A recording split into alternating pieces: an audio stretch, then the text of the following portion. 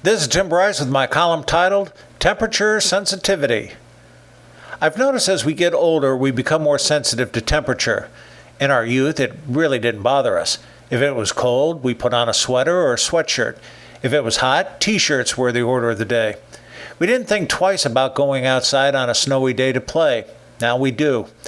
Thanks to arthritis invading our joints along with muscle spasms, we become much more aware of temperature and constantly seek a comfort zone on the thermostat. This probably explains why so many people from the north migrate to the south in wintertime. Seniors who prefer to stay in the north during winter are inclined to keep a tight rein on the temperature dial. To illustrate, my in-laws in Cincinnati had a big house, yet in winter they kept the temperature in the 80s. It was so warm inside, you would be sweating while it was frozen outside. While other houses had snow on the roofs and around the houses, my in-laws' roof was warm and dry, even crispy. The radiating heat created a greenhouse effect whereby there was a dry 3-yard perimeter around the house where foliage flourished and the grass remained green.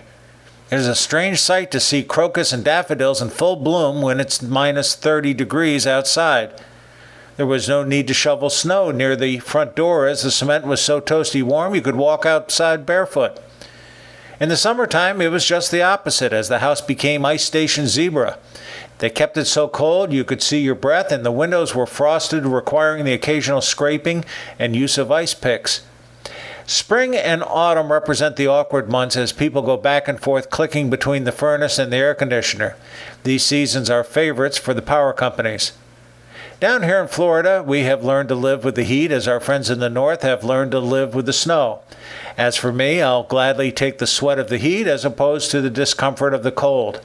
I lived my first 30 years in the north, and I remember too well the layers of clothes to be worn outside, shoveling driveways, and being forced to stay indoors. In Florida, I wear comfortable shorts year-round, particularly when I do yard work. The grass may slow down during winter, but you still have to mow your lawn all year, which is the price for wearing shorts, which I happily accept. As an aside, if we learn a rare frost is in the offing in Florida, we cover our plants outside with old bed sheets. Northerners visiting our area during this time find it amusing to see our plants put to bed for the evening. Even in Florida, though, we become very sensitive to the temperature as we get older. Most of the time, we're not cognizant of it, though. For example, my daughter recently came home for a visit and complained how cold it was in the house. Frankly, I hadn't thought about it before she made the observation. I then walked around the house to make sure there was no frost on the windows requiring scraping. Friends, keep the faith. This is Tim Bryce in Palm Harbor, Florida. Follow me on the internet at timbryce.com.